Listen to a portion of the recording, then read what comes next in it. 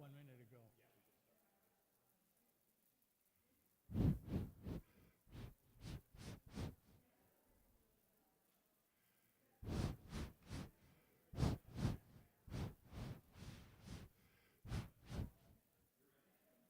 Need more volume.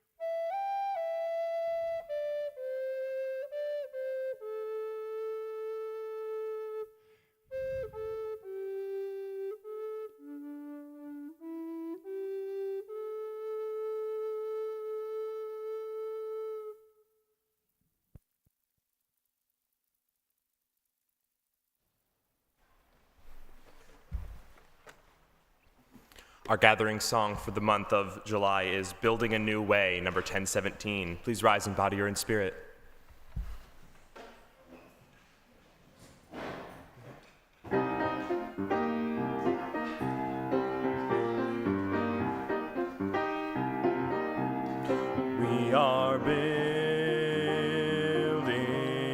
a new way.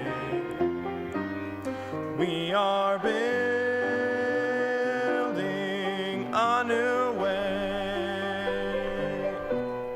We are building a new way, feeling stronger every day. We are building a new way.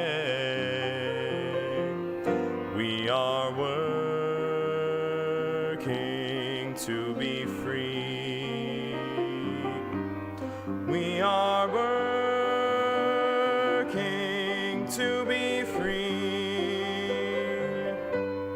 We are working to be free. Hate and greed and jealousy. We are working to be free.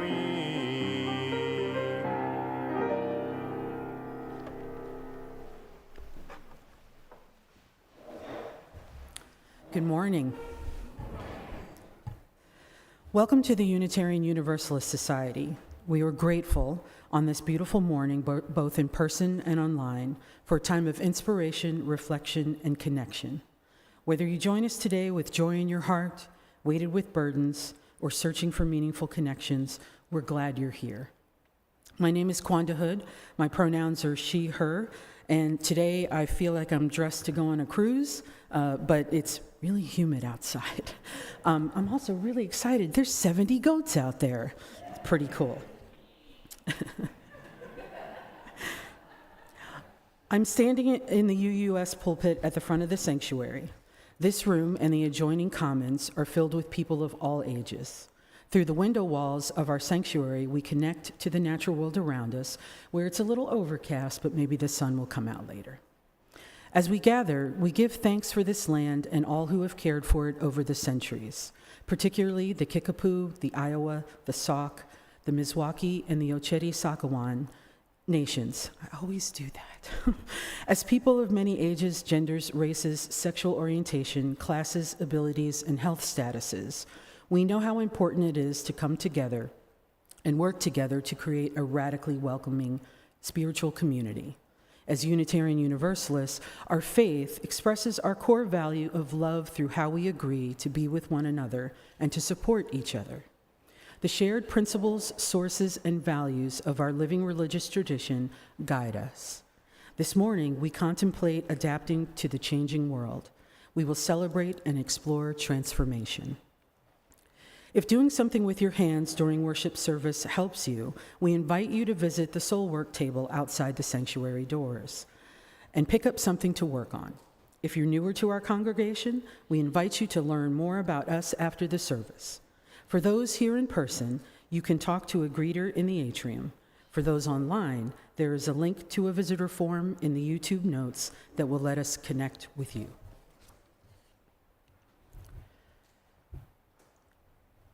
People don't like change, but make the change fast enough, and you go from one type of normal to another.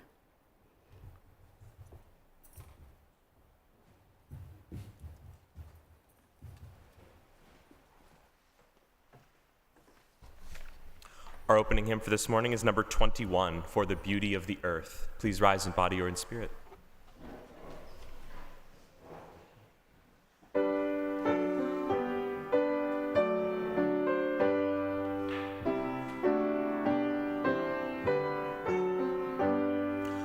For the beauty of the earth, for the splendor of the skies, for the love which from our birth over and around us lies, source of all, to thee we raise this our hymn of grateful praise, for the joy of ear and eye, for the heart and mind's delight, for the mystic harmony, linking sense to sound and sight.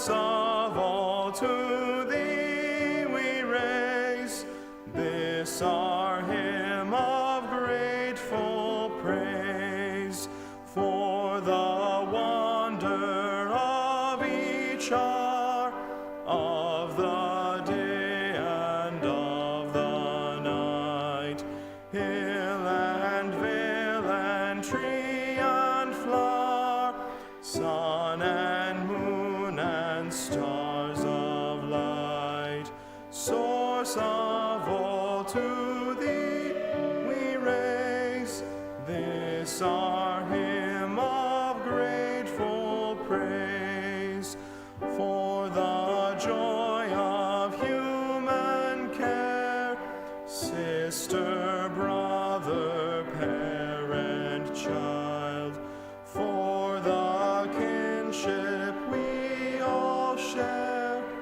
for all gentle thoughts and mild, source of all, to thee we raise this our hymn of grateful praise.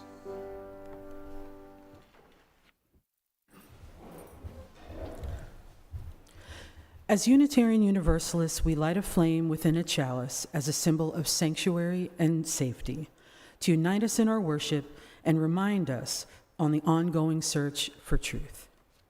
Please join me in saying our chalice lighting words as Kay Lee lights our chalice.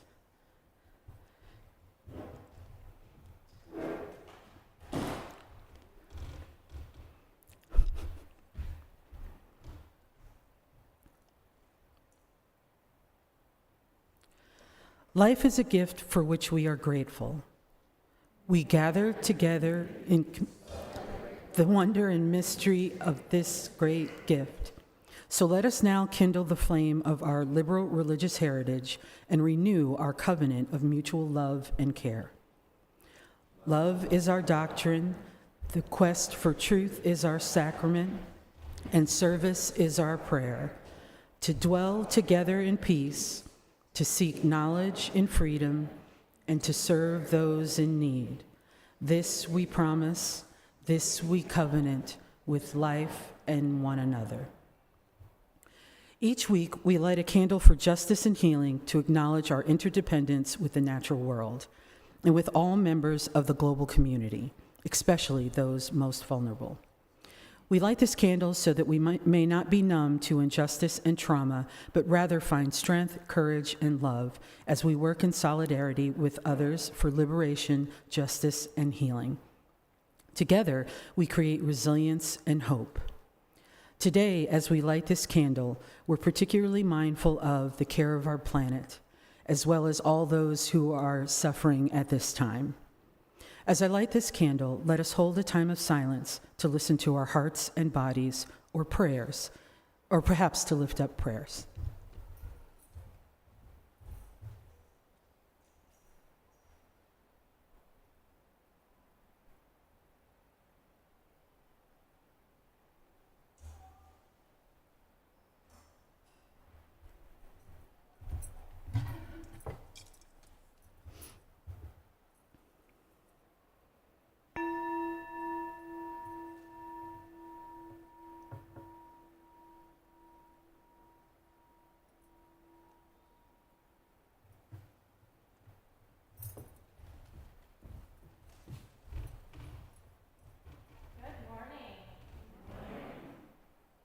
My name is Nick Kaplan. My pronouns are they, them, and I am the grateful director of Lifespan Religious Education here at UUS.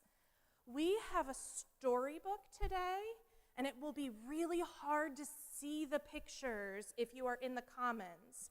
So if you would like to be able to see the pictures, you can come on in and have a seat in the chairs or in the cushions. Everyone else, you are welcome to come forward if you would like, but the pictures will be up on your screens. Hi, friends. Our book today is called One Small Spark, a Tikkun Olam story. Does anybody know what Tikkun Olam means? What about out here? Yeah, Sarah. Repairing the world or healing the world, those are ways that it is translated, yes. So this book was written by Ruth Spiro and illustrated by Victoria Tentler Krylov. Do you want to come around to this side? You're welcome to come. All right, I'm going to sit down with my friends here, but as I said, you should be able to see the pictures up there. All right. One small spark.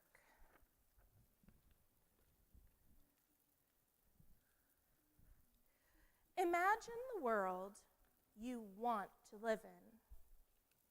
If that's not the world you see, will you create it? It looks like maybe we don't have pictures, so I will show you all as well.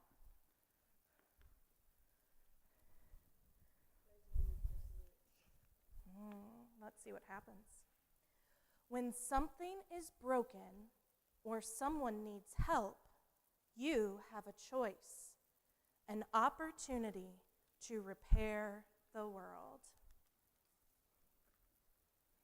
We've got someone over here looking at a broken swing set and the busy city rushing past. In a moment, you decide who you are and who you want to be. My friend who's looking at the broken swing suddenly has birds coming from them. A spark that lights your heart becomes an idea and then action. Look at all those broken things. So they're fixing the swing, but I see a broken free little library. I see lots of trash.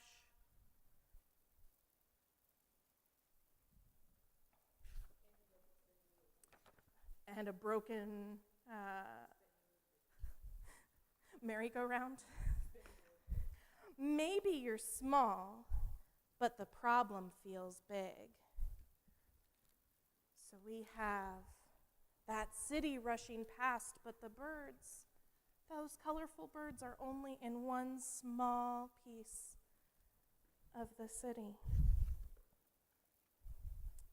It's okay to ask for help, because one person can't do everything, but everyone can do one thing, which may lead to another.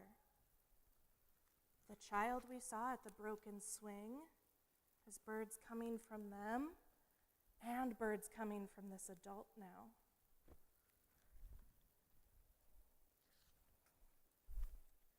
Repairing the world takes understanding. It takes imagination. It takes practice. It looks like they're all making signs. Some are writing, some are painting. But now the whole class looks like it's working together. We are all on one team, each a string, like a rope made of strands, holding hands, woven, connected, stronger. The whole city looks a little brighter now, a little more colorful, doesn't it? Along the way, you'll discover that many things are perfect just as they are. You'll also discover that sometimes it's hard to know what to do. So still lots of trash in that park, but it looks like a big group is coming together, woven, connected, and stronger. But even the tiniest spark will flicker and dance until it's impossible to ignore. Think of each act of kindness as a little gift given quietly. We now have more and more birds coming from more people all over the pages. Not for a reward or even a thanks. Because when life isn't fair and you have more than you need, and you have the power to create balance, and balance feels better. We have that little free library has been painted and it's being filled. We have a friend sharing challah with another person. You know your action today changes everything tomorrow.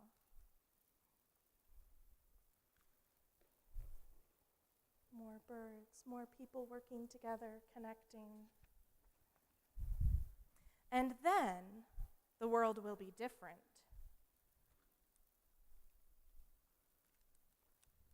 Birds practically fill the entire page now, as the first child we saw is able to swing on what had been broken. Imagine everyone gathering sparks, opening their hearts, and repairing our world together.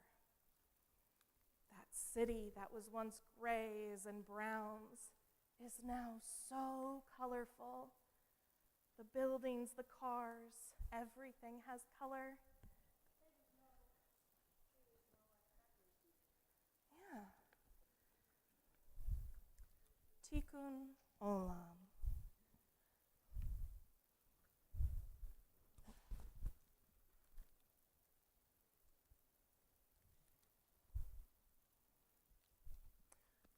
So that was our story about how even the tiniest spark will flicker and dance. I recommend checking this book out from the library. It has some stunning pictures and beautiful little scenes. So if you didn't get to see it today, it will be up here later. But please consider visiting the library and seeing those pictures if you don't have time today. Yes. There's a copy in the fellowship hall, too, that you can look at later. Thanks, Jan. All right. Each week, as our children, youth, and teachers head to class, we light a lantern that carries the flame of our chalice as a symbol of hope and love and the connection that we all share as we head to class together. During the summers, our classes are outside, where we'll share a story, a song, and then some playtime together. So anyone who is interested in joining us outside for our religious education class, please come forward as Addie lights our lantern, and we can all sing "Be Open."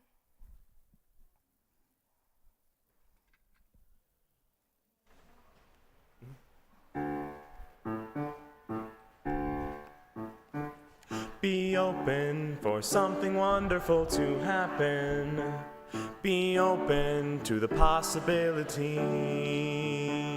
Be open for something wonderful to happen. Be open to the possibility. Aye, aye, aye, aye, aye, aye, aye.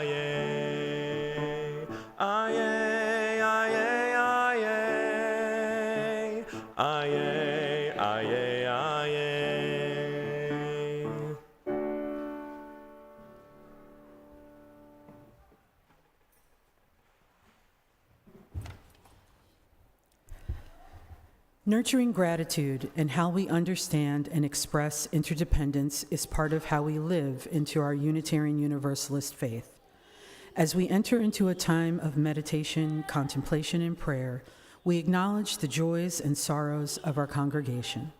We do this by dropping stones into a bowl of water, symbolically immersing our personal joys and sorrows into the flow of all life's joys and sorrows. The water surrounds and holds the stone, just as we are surrounded and held by the love and support of this congregation. For those who would like to share their joys and sorrows in conversation in a smaller venue, the Pastoral Care Associates will be leading a Compassionate Connection Circle in the Walnut Room immediately after today's worship service. These circles, which happen on the second and fourth Sundays, are opportunities to share with and support each other in our lives' journey. If you're participating in our service elsewhere, you may wish to meditatively hold a stone, wash your hands, or meditate on an object near you. And now, if you're in the sanctuary, feel called to do so, please come forward and take a stone from the basket and place your stone in the water as we sing together. Coming home.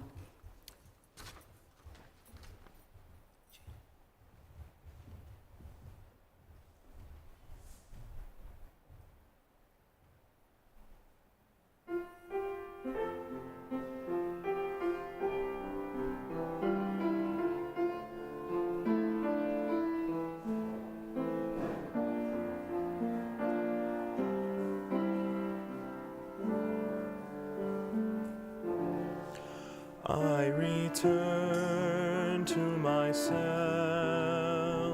here where I belong. I am coming home, like a bird to its nest, like a river to the ocean. I am coming home. I return to myself, here where I belong. I am coming home, like a bird to its nest, like a river to the ocean. I am coming home.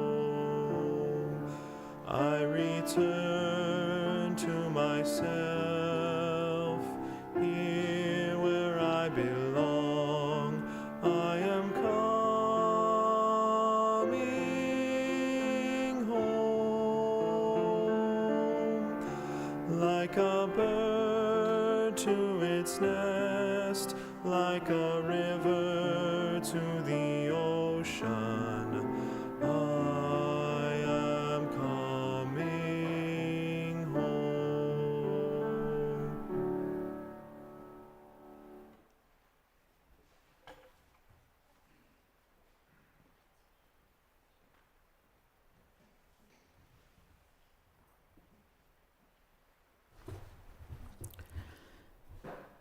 Spirit of life, ground of our being, root in unified mystery, growing into myriad branches of expression. Bring us together now. Bring us close to the earth, ear to the whispering grass, quietly, attentively, waiting with slow breaths, listening for the very stones to cry out. With their rocky stories of tectonic plates meeting and parting, meeting. Their mineral memories of Hayden days, molten rocks of flowing and joining.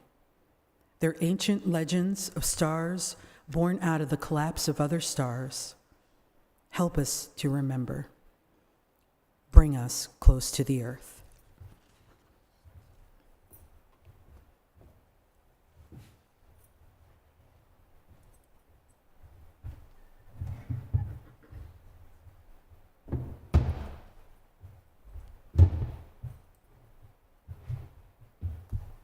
Hello, I'm Jan Weaver. My pronouns are she, her.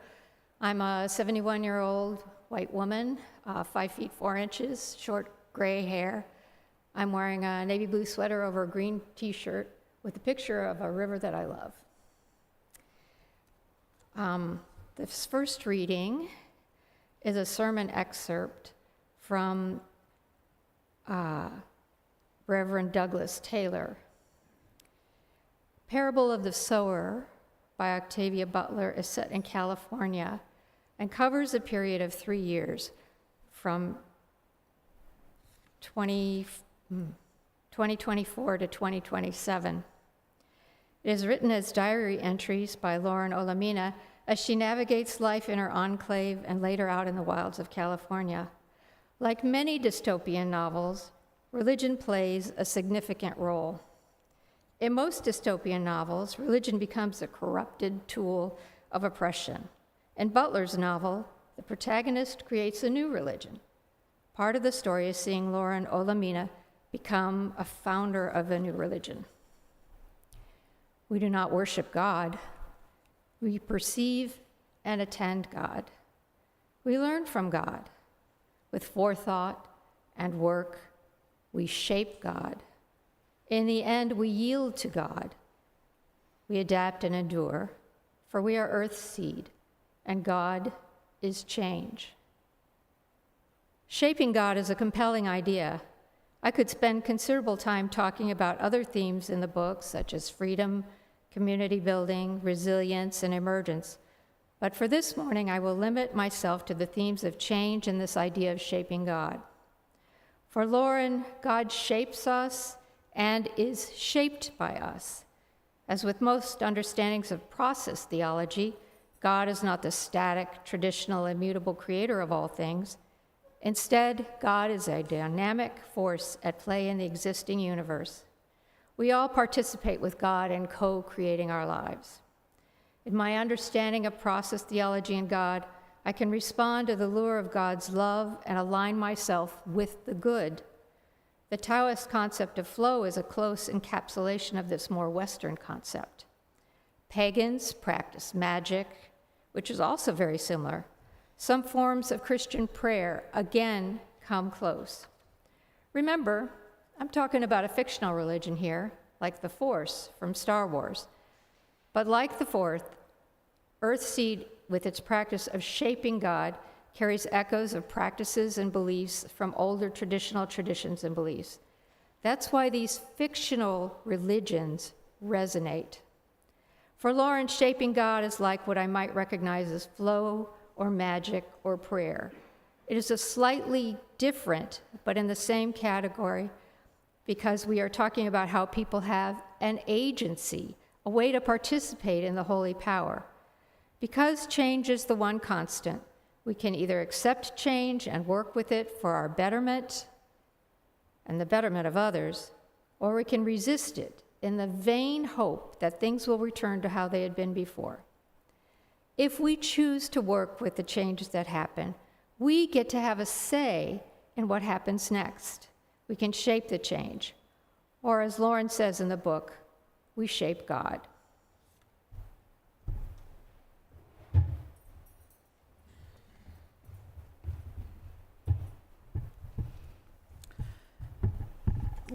How we get, I thought I could lean over far enough. How we give and what we do with our lives, our time and our resources is a reflection of our values. In response to the abundance we are blessed with, every week this congregation donates generously to organizations in the community whose work aligns with our values and principles. Our community partner agency this month is the Domestic Violence Intervention Program. DVIP and RVAP, Domestic Violence and Sexual Assault Crisis Services, provides free and confidential crisis intervention services through a 24-hour hotline and safe shelter. Advocacy with law enforcement, courts, medical and social services, counseling and support groups, housing services, youth support services, volunteer opportunities, and community education. In the sanctuary, the ushers will collect the offering. All cash contributions go directly to our community partner agency and the Community Common Fund. You can follow the instructions on the screen to give online. If you are writing a check, please use the memo line to designate the purpose. In addition to assisting our community partner, you may contribute towards your pledge or make a gift to support our operating expenses. The offering is a sign of commitment to this free congregation, which is completely supported by the generosity of all who join with us. As we give and receive the offering, may we be transformed by our giving, and may the world be transformed by our gifts.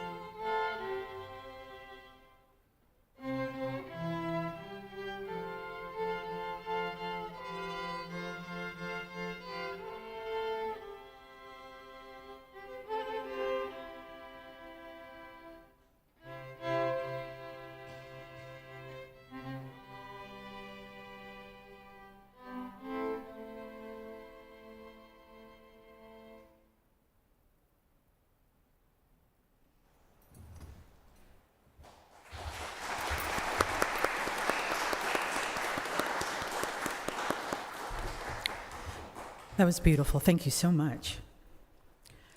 Emergent strategies are ways for humans to practice complexity and grow the future through relatively simple interactions.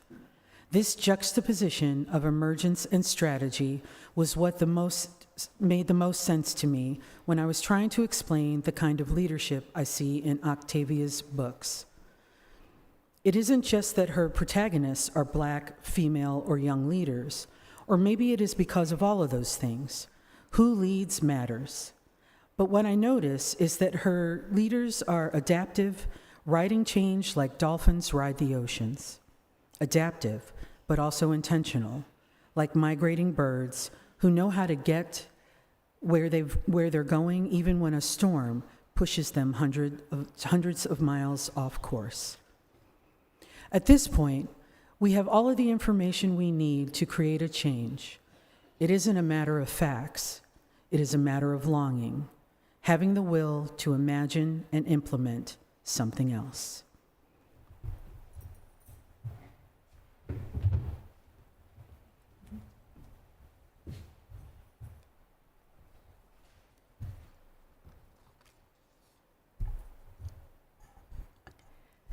Make the change fast enough, and you go from one type of normal to another. Let's see how fast we can go this morning. Isn't this an amazing building? The greenest church in Iowa. It all happened before I started coming in 2022, but there's a captivating narrative of how UUS got from its building at 10 South Gilbert to this 8-acre patch in Coralville on our website. In its way, how that congregation shaped the change that got us here is as amazing as this building. Members knew in the 1990s that the building in downtown Iowa City was not meeting their needs. It was too small, its systems too antiquated, and its space not accessible. But by then, they had been there over 80 years. Even with all its shortcomings as a place to meet, there was so much history and feeling that the congregation had failed several times to commit to a choice about what to do. Then, in January 2013, a member made a pledge to seed a capital campaign with the condition that the congregation make a final decision to stay and remodel or move to a new location by May of the following year. A capital campaign quickly matched that pledge, and listening forums identified a top 10 list that included a space where all could meet together, exceptional accessibility, an exceptionally green building. The theme was Imagine. It was soon clear that remodeling the existing building could not address all the congregation's top needs, but because of the divisiveness of past efforts, the board set a requirement of an 85% supermajority to move forward. In their words, we are doing this as an intact community or we are not doing it. We care about our beloved community more than bricks and mortar. The vote for new facilities was over 90%. Folks stuck together through 2 years of deciding whether to stay or go, coming to terms with the sale of 10 South Gilbert and its possible demolition. It has historical status now. Having to leave downtown Iowa City altogether, the disappointment of a failed bid on a new property, and the relief of a successful bid on this property. But there was still another 2 years of design work, construction, and meeting in borrowed spaces until in 2017, they could hold their first service in a building where all could meet together, where accessibility was integral to the design, and where green practices guided every choice about the new building, including its location on the property, its structure, its source of energy, its building systems, and its finishes. By this intense, years-long congregation-wide effort, those members shaped the change that had to happen for this congregation to survive and thrive into another century. If you were part of that change, serving on a committee, fundraising, donating, negotiating, educating, painting, planting, sorting, cleaning, moving out, storing, moving in, any of it, would you please raise your hands?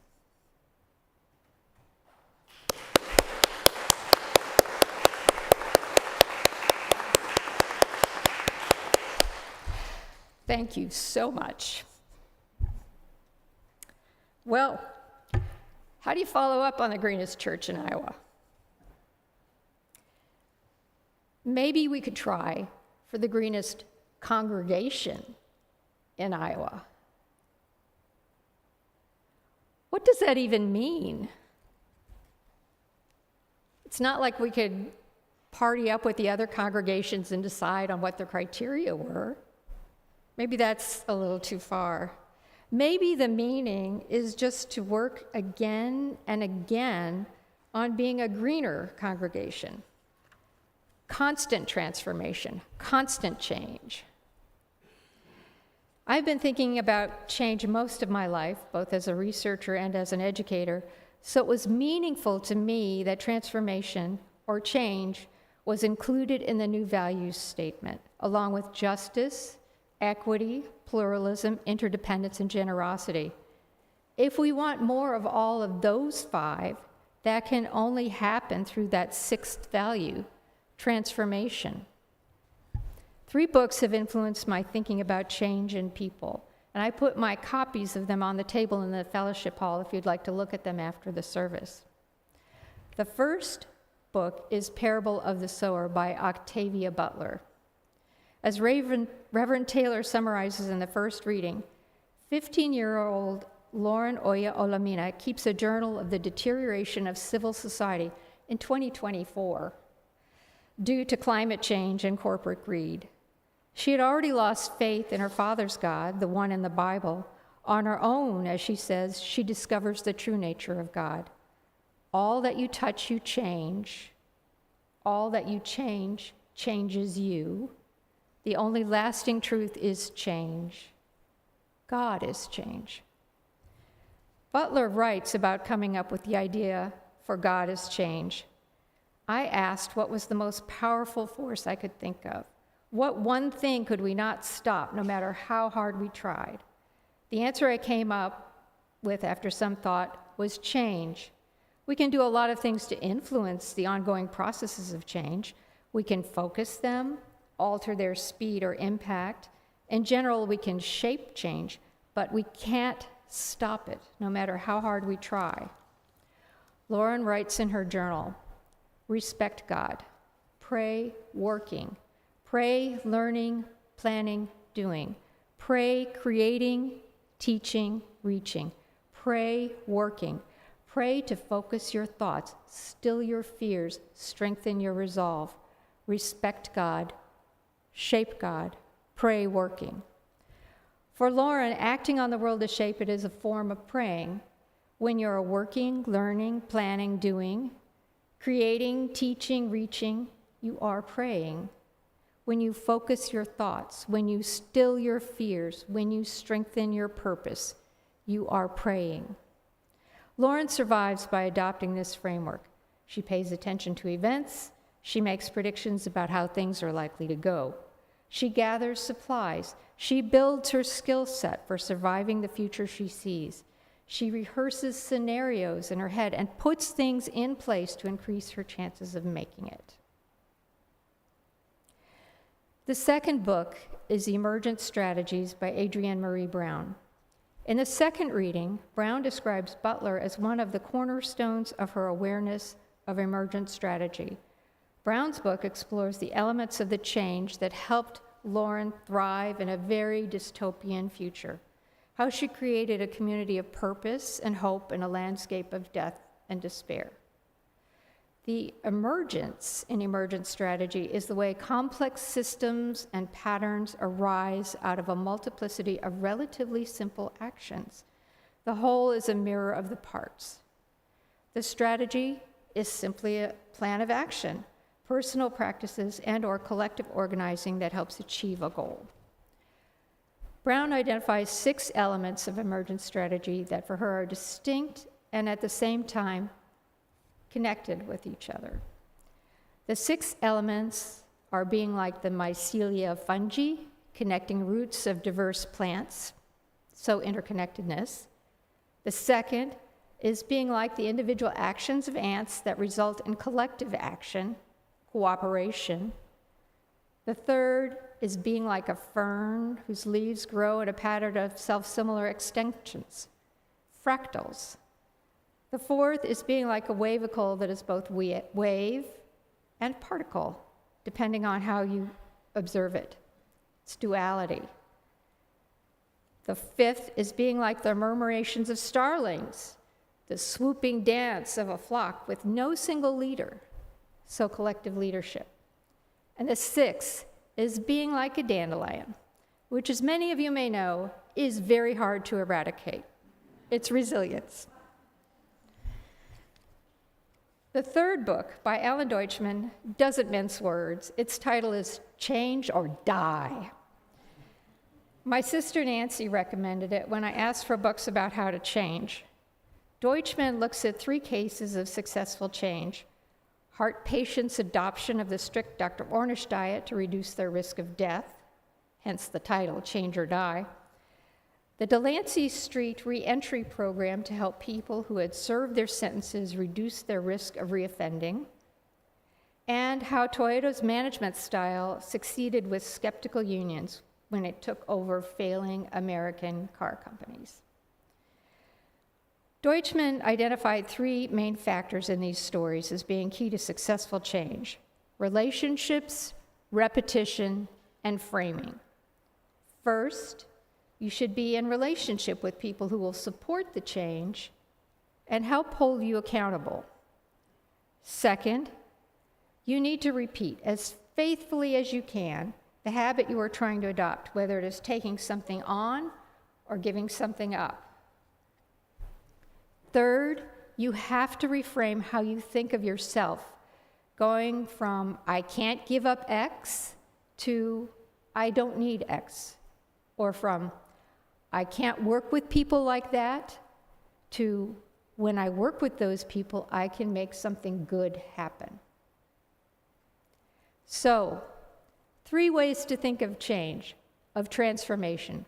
Butler's, where you see changes coming and you plan for it. Brown's, where change emerges as the result of the ways we interact.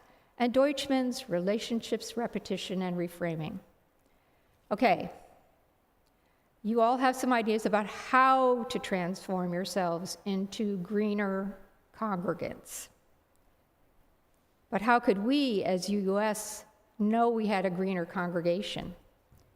Last year, a coalition of UUA, the UU Ministry for the Earth, and the UU Service Committee formed a UU Climate Justice team to coordinate climate change revivals in 375 congregations across North America. We held our climate justice revival last November. Over 24 UUs created a shared vision of thriving communities where all kinds of people work together to fashion a world with affordable housing, clear flowing streams, healthy food, and lots of wildlife, flowers, and trees. The pictures we drew for the revival are also in the fellowship hall with the books. Next, we identified and mapped over 100 challenging and intersecting realities in the way of that vision. Things like fear of others, unbridled capitalism, money and politics, inadequate education, and a materialist culture. That big picture made it clear how injustice to other people and injustice to the planet are linked. Then, we brainstormed over 180 possible solutions with a lot of focus on mental health, better housing, greener agriculture, fair wages, nature education, and building community.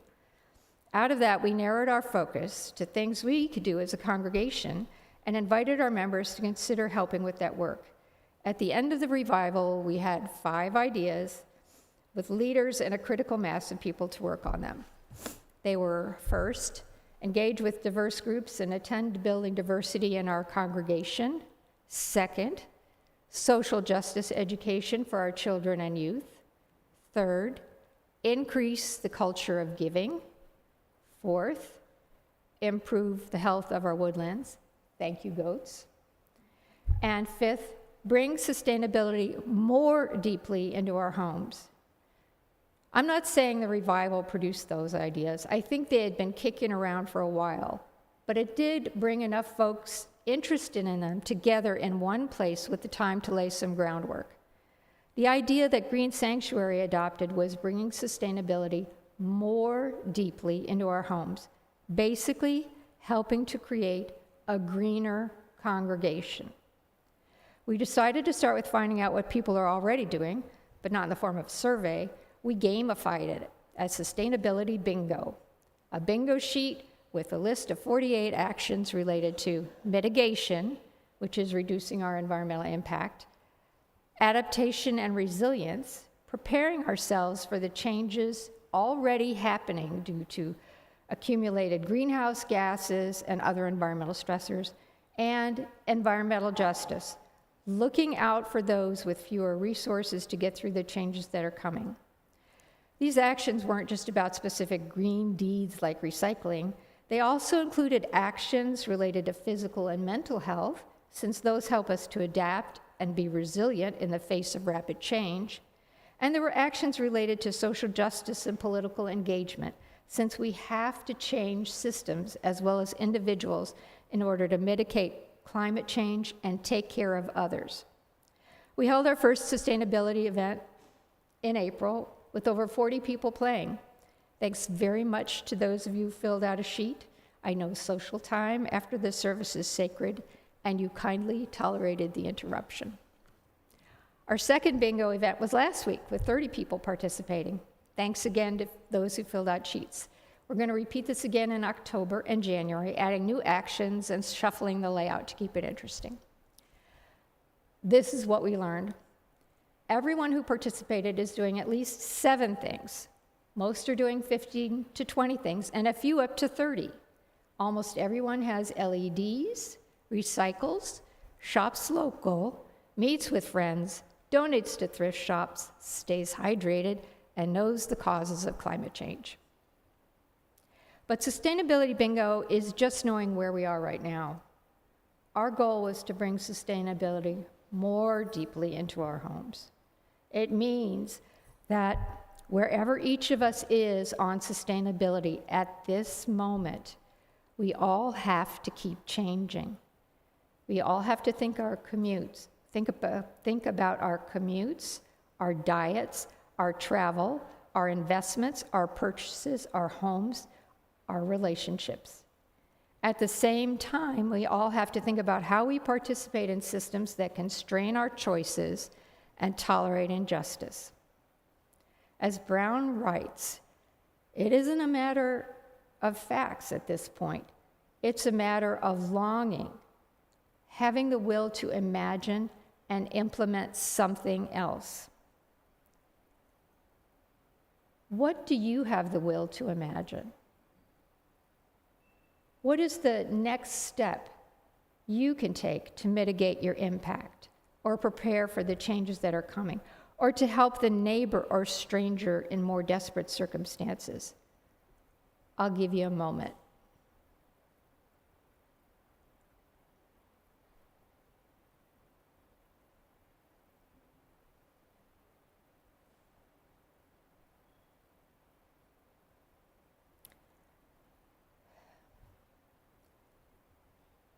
I thought about having you share your step with each other here and now, kind of like an altar call. Yeah, no. I know, and you probably do too, that being inspired in the moment doesn't always translate into action. No, you all take that thought that popped into your head and have a good think about what is the next doable step for you personally. Make a plan. Figure out who can help you and search them out. Decide if you need to find space in your crowded home, time in your busy day, funds in your tight budget for this thing to happen. Or realize your action might create more space, free up more time, or save you more money. Connect it explicitly to your UU principles and values, the reasons you choose to belong to this congregation. Then pray working, planning, doing, creating, teaching, reaching. Focus your thoughts, still your fears, strengthen your purpose. Make connections like mycelia, cooperate like ants. Use simple patterns to create complexity like a fern. Hold multiple possibilities like a wavicle. Move like a flock of starlings.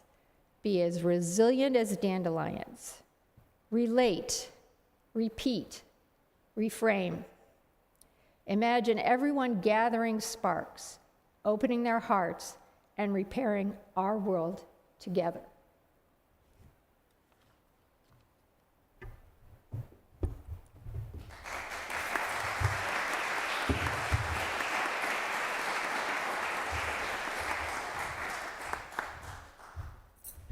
Thank you, Jan, so much for that wonderful message. Excuse me.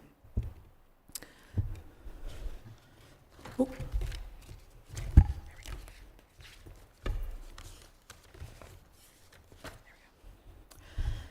May what we have shared today help us more fully affirm our interconnection and live into love and justice. Immediately after the service, we gather in the fellowship hall and outside for conversation and community. If you're a newcomer, we hope you'll grab a snack and then sit at a table so folks can join you for conversation. For those who would like to share their joys and sorrows in conversation in a smaller venue, reminder, the Pastoral Care Associates will be leading a Compassionate Connection Circle in the Walnut Room immediately after today's worship service.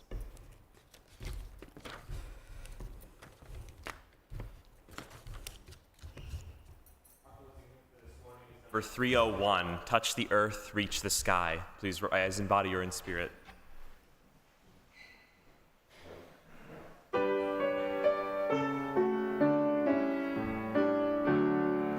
Touch the earth, reach the sky.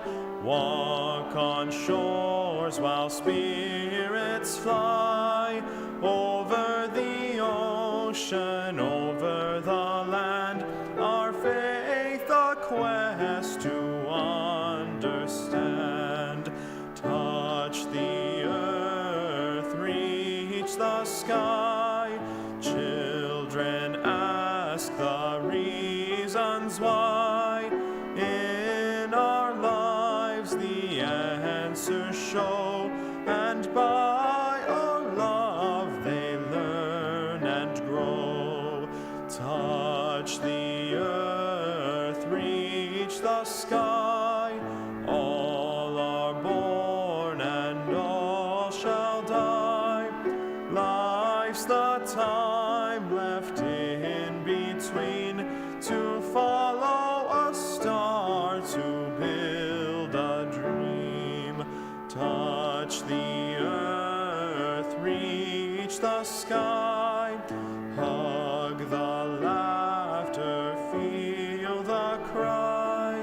May we see where we can give, for this what it means to live. Touch the earth, reach the sky. Soar with courage ever high. Spirits joining as we fly to touch the earth, reach the sky.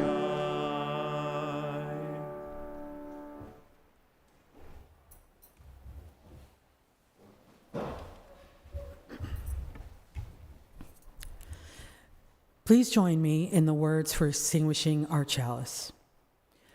We extinguish this flame, but not the light of truth, the warmth of community, or the fire of commitment. All these we carry in our hearts and in our minds until we are together again.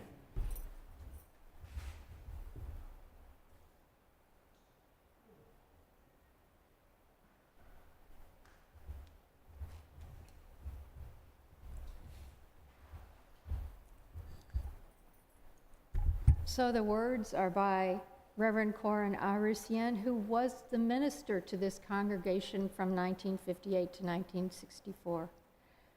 People sanctify places by their idealism, striving, and inspiration and aspirations.